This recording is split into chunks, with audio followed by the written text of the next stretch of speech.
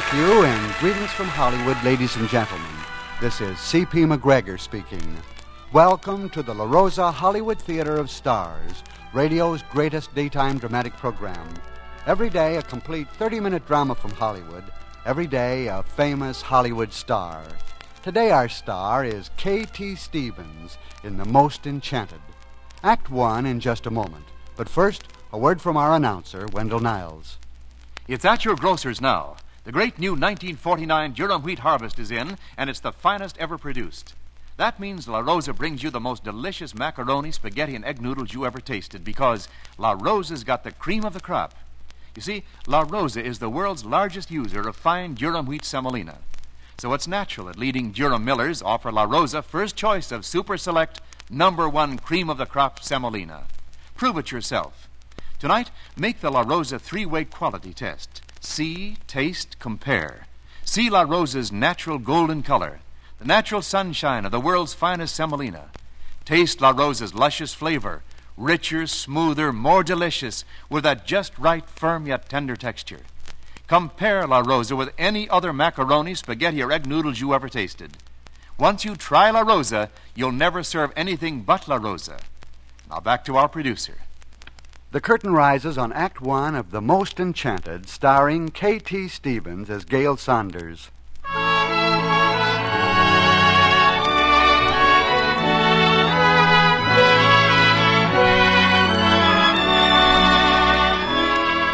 Across the desk from John Snyder, her doctor and lifelong friend, sits lovely Gail Saunders, the First Lady of the American stage.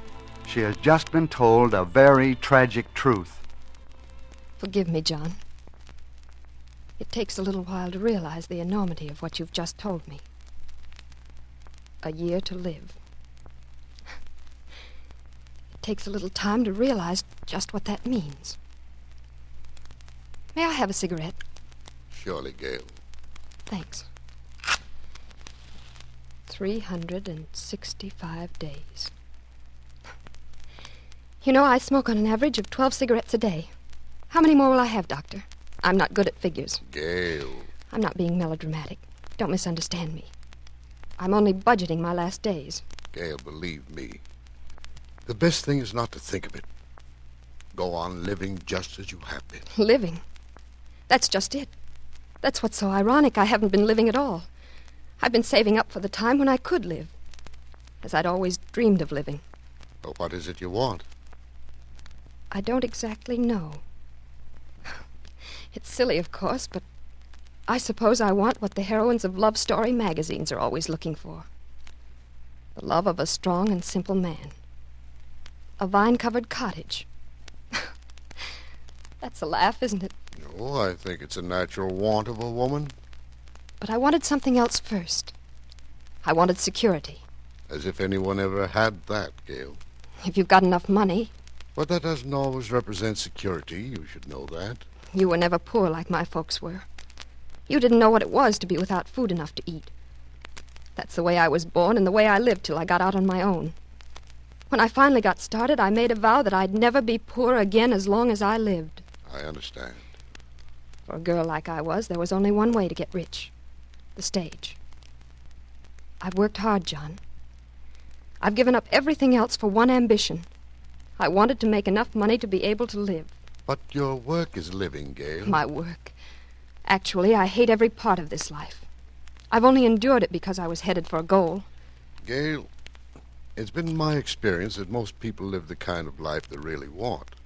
They may envy others, but if they were to be transplanted into that other life that seems so good to them, they'd be more unhappy than they are. It isn't true of me, John. I know that. Next year, I was planning to retire. I'm still very young, and I thought I had a whole lifetime before me. And now I know I've only a year. What am I to do, John? Do what you plan to do. Retire. Go away, wherever you want. Take your year. Make it what you can. But, John, I don't know where to go. Well, there's a little town I used to know in West Virginia. It's just the sort of place I think you mean. It's called Meadville. It's a pretty little place, and nothing ever happens there. I'll go. My play closes next week. I'll tell my manager I'm leaving. Thank you, John, for being honest.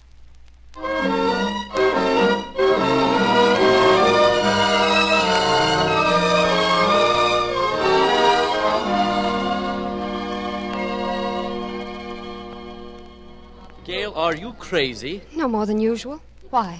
This ridiculous decision of yours to retire from the stage. Oh, Jed, let's not talk anymore. Let's just enjoy the party. It'll be the last big party I'll ever have. What do you mean? Well, nobody gives parties for retired stars. Come on, let's have fun. Someday I'll explain why I'm doing this. Okay. I'll take your word for it. Hello, Jed. Oh. I've been looking all over for you. Hello, Matt. I'm afraid I sort of deserted you. Gail, I want you to meet a friend of mine, Matt Carpenter. How do you do? Oh, I'm glad to meet you, Miss Sanders. Well, Matt's new to New York, Gail. Hey, Jed, come here a minute. Somebody I want you to meet. Oh, well, excuse me, Gail. Be nice to Matt. He's a stranger here. This is your first trip to New York? Yes, I had to come up on a case. A case? I'm a lawyer. Or I guess I should say I hope to be one. I've only had my shingle out 6 months. Your career must be something like mine. You have to learn all the tricks before you're a full-fledged performer. Now, that's what's going to be hard for me. I never was much of an actor. I'll have to give you lessons. Any and all advice gratefully received. What's your fee? Oh, let me see. I'm an expensive teacher, you know. That goes without saying. I tell you, you take my first divorce case free of charge. That's a deal. That's putting payment up conveniently into the future. Or, are you secretly married? No. No, I've never been hit over the head with a Hawaiian moon. There's the music. Yes. Do you dance, Mr. Carpenter? Yes, and I'd like to very much. I wanted to ask you, but, well, it's your party, and I thought there'd be a lot of others you'd rather dance with. Right now, there's no one I'd rather dance with than you, Mr. Carpenter.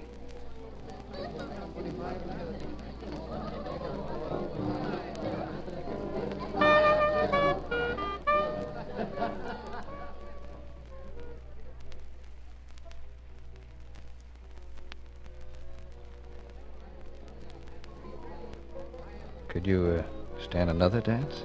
I'd love it. Say, do you mind if I cut in, sir? I've been trying to say a few words to this young lady all evening. Oh, John, I'm so glad you could make it. Oh, Dr. Snyder, Mr. Carpenter. How do you do? How do you do, sir? I'm afraid I've been monopolizing it. I'd like a glass of champagne, Mr. Carpenter. If you'd get it for me, please. Oh, yes, I sure will. I'll get you champagne. Well, well. Oh, he's just a friend of Jed's. He's new to New York, and I've been trying to put him at his ease.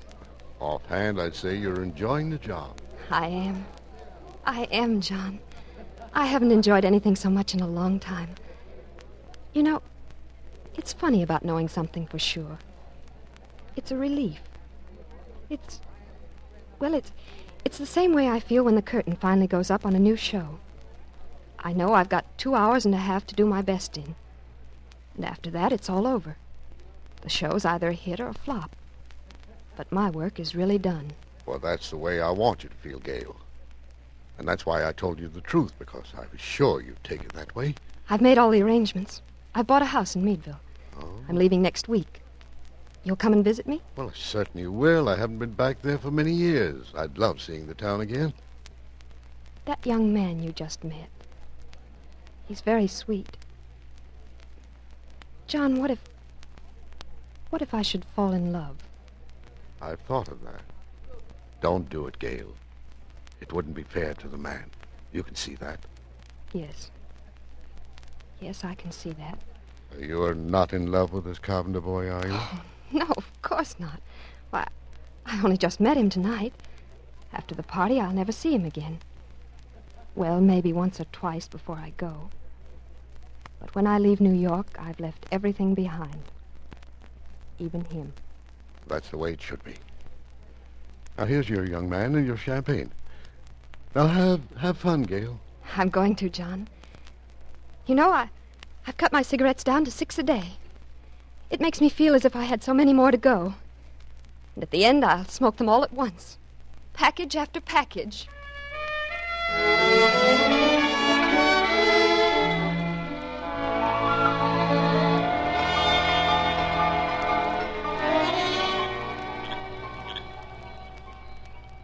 Hudson's a beautiful river, isn't it? Beautiful. Gail? Matt, please. Just let's sit and look at the water. Oh, there's something I've got to say. I love you. Matt. I know it's ridiculous. I know you don't love me. I know you couldn't. I'm only a fool to hope that you might. Matt, please. No, it's all right. I'm going away tomorrow. Maybe I'll never be back. I've just got to say that this last week has been the most wonderful I've ever known. It's been, well, almost enchanted. I'll never forget it. And I'll never forget you. Matt, please don't talk like that. Take me home, Matt. Please take me home. You're crying, Gail. Gail, it couldn't be true. You couldn't love me as I love you. Say it. Say it. Matt. Matt, darling. Oh, you do, honey. You do. Matt, take me home.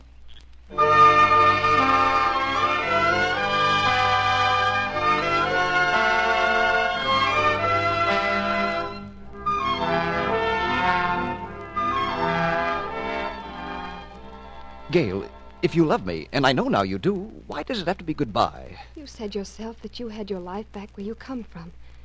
And I've my life here. But your life isn't here any longer. Gail, I don't know whether I can make you happy or not, but I could try.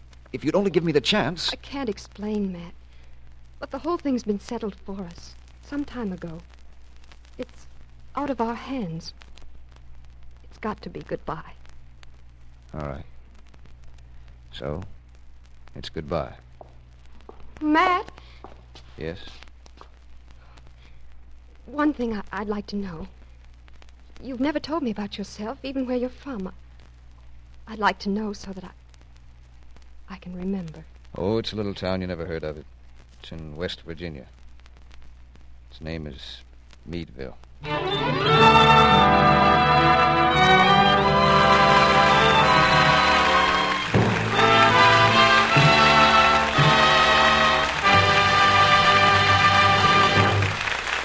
curtain falls on Act One of The Most Enchanted, starring K.T. Stevens. Our lovely star and our distinguished cast of La Rosa radio players return shortly for Act Two of The Most Enchanted. CP, our play's title reminds me of one of our greatest song hits today, Some Enchanted Evening. And that reminds me, ladies, to remind you how to make sure of an enchanted evening for your family. Simply serve them a grand La Rosa dish. They'll be enchanted, delighted, delirious over the marvelous flavor. For instance, you can serve macaroni with ham sauce a la Rosa. All you need is La Rosa Grade A macaroni, a little leftover ham, and a few other ingredients. Put them all together and you've a wonderful meal that's sure to delight every member of the family. It'll delight your budget, too, for it's so economical. For the detailed recipe and 100 other wonderful La Rosa treats, consult your La Rosa cookbook. Or if you've not gotten yours yet, send for your big 64-page recipe book today. It's free. Write La Rosa. That's L-A, capital R-O-S-A, care of this station. Now prove La Rosa's superiority yourself. See, taste, compare. Make the La Rosa three-way quality test. 1, see La Rosa's natural golden color, the pure sunshine tone of the world's finest semolina. 2, taste that luscious La Rosa flavor, richer, smoother, more delicious. Made in the La Rosa manner by master macaroni makers, made the unhurried, old-world way for that just right, firm yet tender texture. 3, compare La Rosa with any other macaroni, spaghetti, or egg noodles you ever tasted. Once you try La Rosa, you'll never serve anything but La Rosa. That's the reason it's America's largest selling brand. Now back to the La Rosa Hollywood Theater of Stars and our famous producer, C.P. McGregor.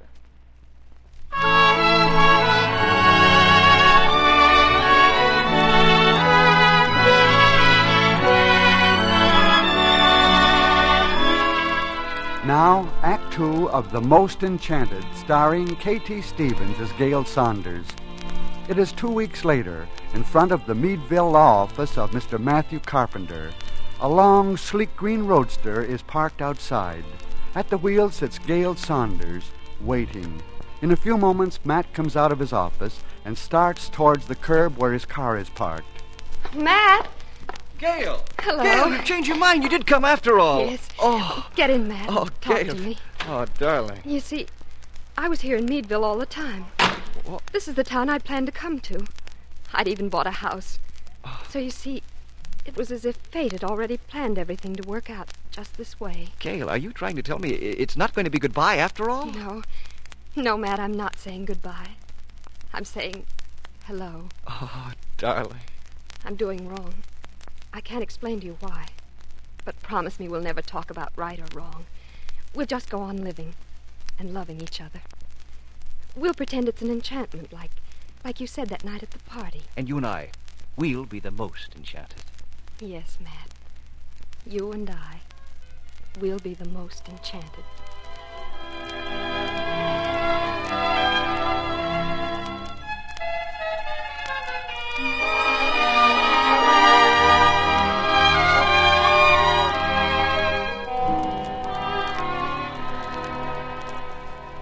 Clara, we shall have to have everything polished and shined and cleaned within an inch of perfection.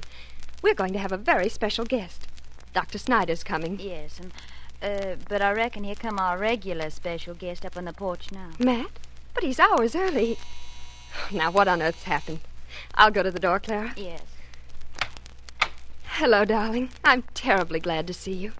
But aren't you a little early? Yes. Matt, there's something wrong.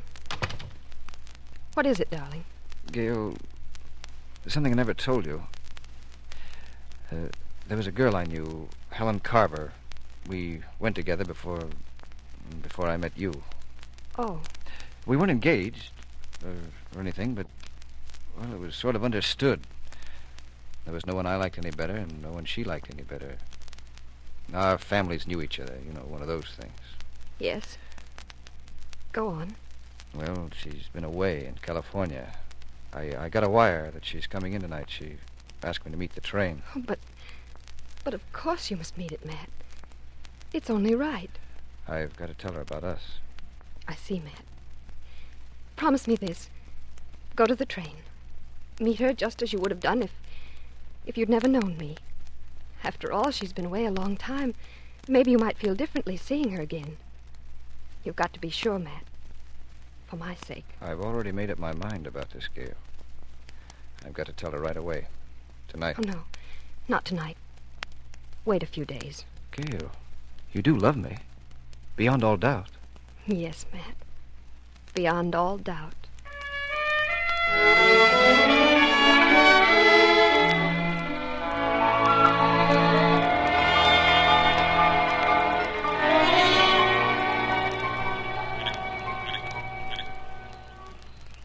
It's nice of you, Gail, to take an old man around and show him the scenes of his childhood.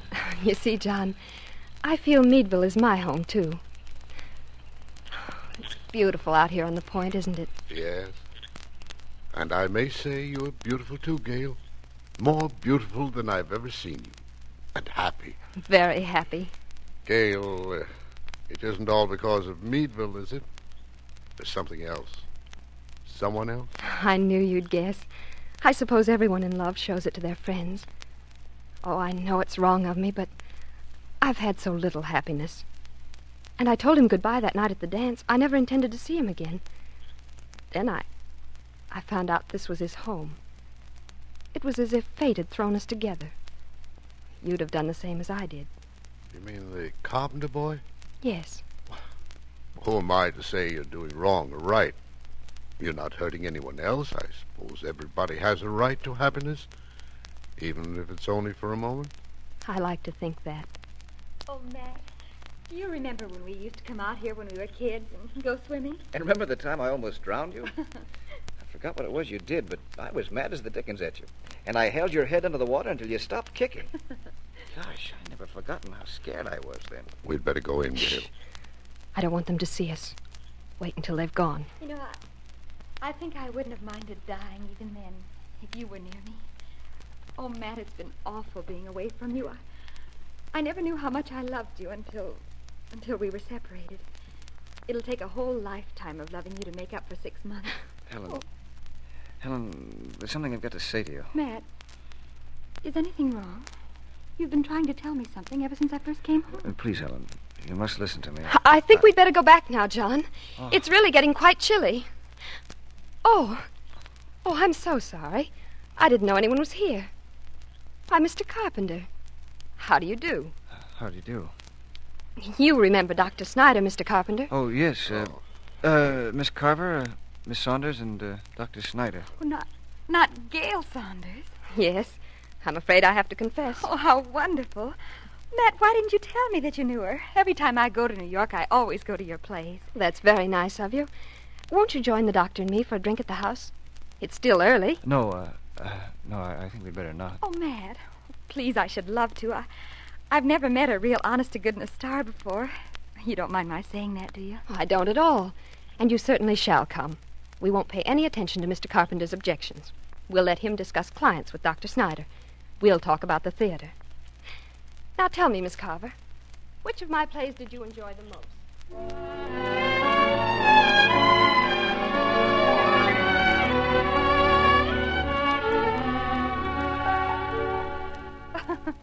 Well, I think that's the funniest story I almost ever heard. Don't you think it was funny, Matt? Yes, very funny. But that's life in the theater for you. And that's theater people. There's nothing very sincere about us. All our emotions are so facile. We shed them with the fall of the curtain. Everything and everyone bores me in time. It's like this adorable little town of yours. I came here fully expecting to end my days here. It was all going to be so lovely and rural. And quite suddenly I realize I can't stand it another minute. You can't seriously mean that. Mean it? My dear man, of course I mean it. I woke up this morning and knew if I looked out that front view from my window again, I'd scream. And the people bore me. And the life. Well, there's nothing to do here. I'm going back to New York tomorrow with John. I've only one love, really. That's the theater. When did you make up your mind? Yesterday. I suddenly realized that there wasn't anything here for me anymore. Can you understand that, Mr. Carpenter? Yes. Yes, I understand. Helen, I think we'd better be going. Oh, yes, of course. If Matt and I come to New York, may we look you up? Oh, do. Please do. I shall probably be giving another farewell performance. Like Bernhardt, I'll go on and on. Good night and goodbye. Both of you. Goodbye, Dr. Snyder. It's been so charming. Yes, hasn't it? Thanks for a lovely performance, Miss Saunders. That was awfully well done, don't you think, John? That was the third act of one of the first plays I ever did. A very bad play, too. Gail, get hold of yourself. It will take a whole lifetime of loving you to make up for 6 months. She can give him a lifetime, and I... Oh, John, did you see his eyes when he left?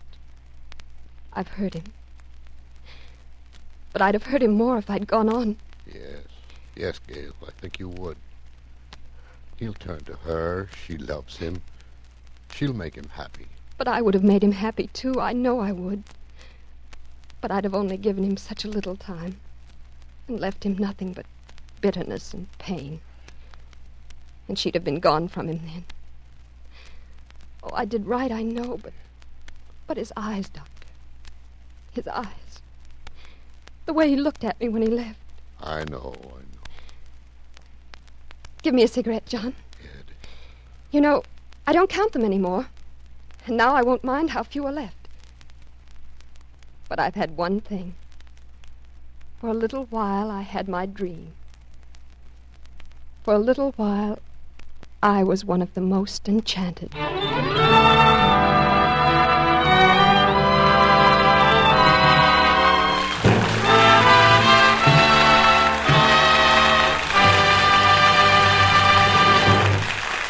And so the curtain falls on the second act of The Most Enchanted. Our star, K.T. Stevens, will be back to our La Rosa microphone in just a moment. See, taste, compare. Prove to yourself the superiority of La Rosa macaroni spaghetti egg noodles. Tonight, make the three-way La Rosa quality test. See La Rosa's natural golden color, the pure sunshine color of the world's finest semolina, the cream of this year's great durum wheat harvest. Taste that luscious La Rosa flavor, richer, smoother, more delicious. Taste that firm yet tender texture. Compare La Rosa with any other macaroni, spaghetti, or egg noodles you ever tasted.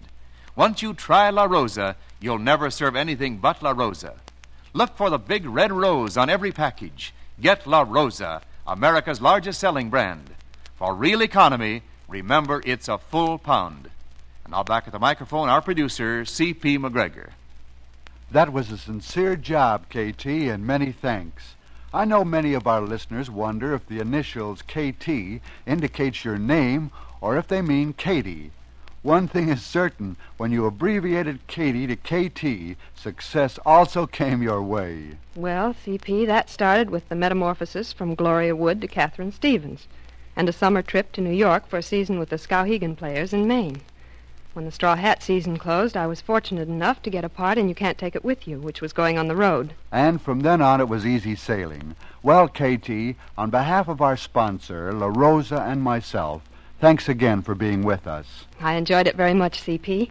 It was fun doing a turn for all of you and the fine product you sponsor. We both thank you, La Rosa and I. And now, before you leave, KT, and ladies and gentlemen, be sure to listen tomorrow when we bring you Anne Jeffries in a command return to our La Rosa Theater in a romantic story, Lochinvar Plains Out of the West.